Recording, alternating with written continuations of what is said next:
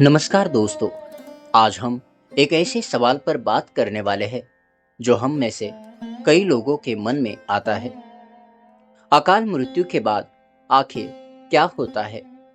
क्या आत्मा को तुरंत शांति मिल जाती है या उसका सफर अधूरा रह जाता है?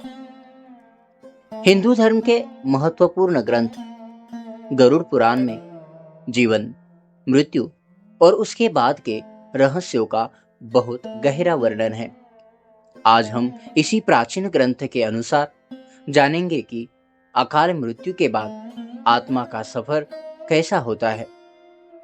तो आइए इस रहस्यमय यात्रा को शुरू करते हैं। गरुड़ पुराण के अनुसार जब कोई आत्मा अपनी नियत आयु पूरी किए बिना शरीर छोड़ देती है, उसे हम अकाल मृत्यु कहते हैं। ये सिर्फ एक तरह की नहीं होती, बल्कि इसके कई रूप हैं।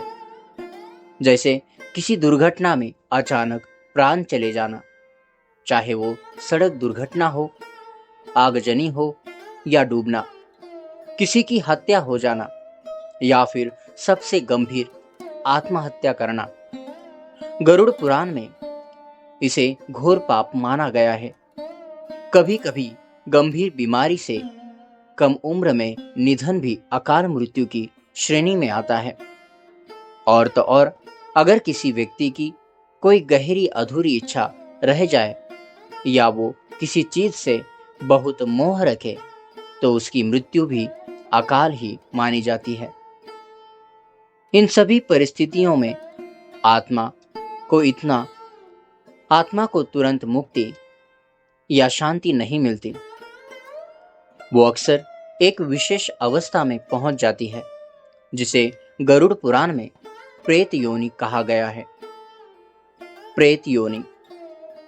कल्पना कीजिए कि आपको भूख लगी है, प्यास लगी है या आपको किसी बात पर बहुत गुस्सा आ रहा है, लेकिन आपके पास इन्हें शांत करने के लिए शरीर ही नहीं है।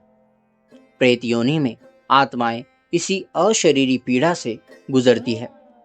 उन्हें ये सभी भावनाएं महसूस होती है, भूख, प्यास, क्रोध, वासना, पर उन्हें पूरा करने का कोई जरिया नहीं होता।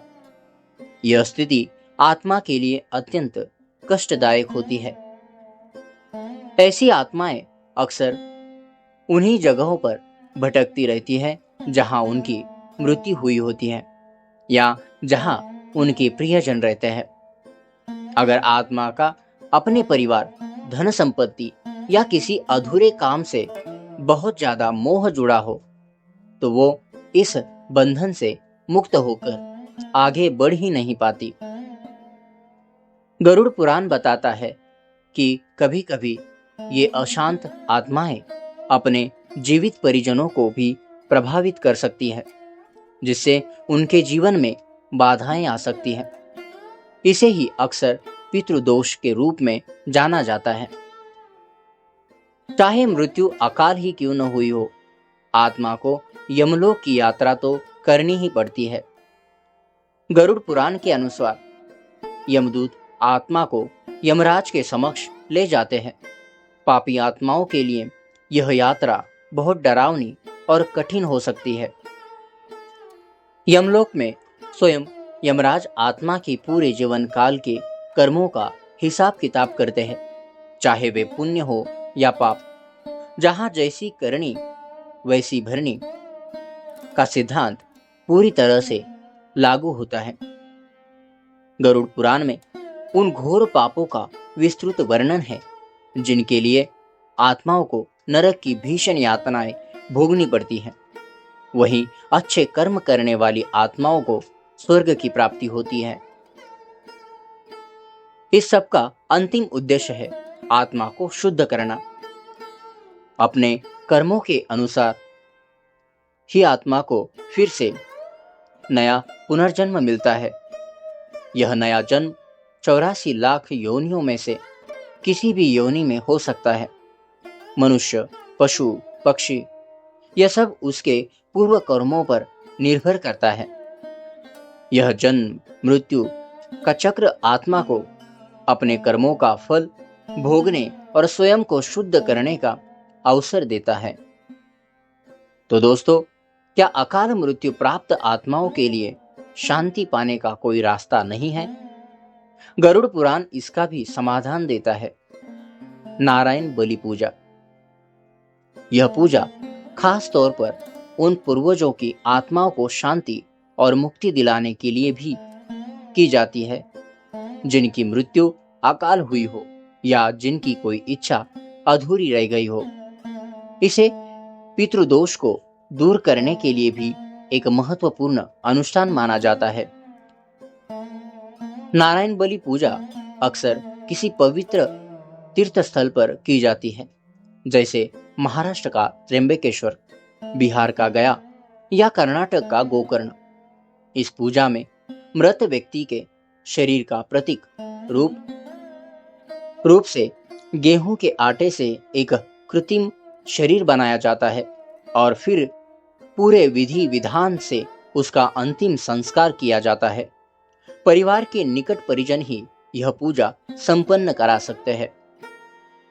माना जाता है कि इस पूजा से अकाल मृत्यु प्राप्त आत्मा को शांति मिलती है, उसे प्रेत योनि से मुक्ति मिलती है और वह आगे की गति प्राप्त कर पाती है। यह परिवार को भी पितृदोष से मुक्ति दिलाकर उनके जीवन में सुख समृद्धि लाती है। दोस्तों, गरुड़ पुराण हमें सिर्फ मृत्यु के डर के बारे में नहीं बताता, बल्कि ये हमें कर्मों के महत्व और उनके अटल फल के बारे में भी सिखाता है। यह बताता है कि हर आत्मा को अंततः अपनी यात्रा पूरी करनी होती है और हम अपने कर्मों और उचित अनुष्ठानों से उस यात्रा को सुखमय बना सकते हैं। आपको यह जानकारी कैसी लगी, हमें कमेंट्स में जरूर बताइएगा। अगर आपके मन में कोई सवाल है तो वो भी पूछें। इस वीडियो को लाइक करें और शेयर करना न भूलिए और हमारे चैनल को सब्सक्राइब जरूर करें ताकि ऐसी और आध्यात्मिक जानकारियां आप तक पहुंचती रहे। मिलते हैं अगले वीडियो में। धन्यवाद।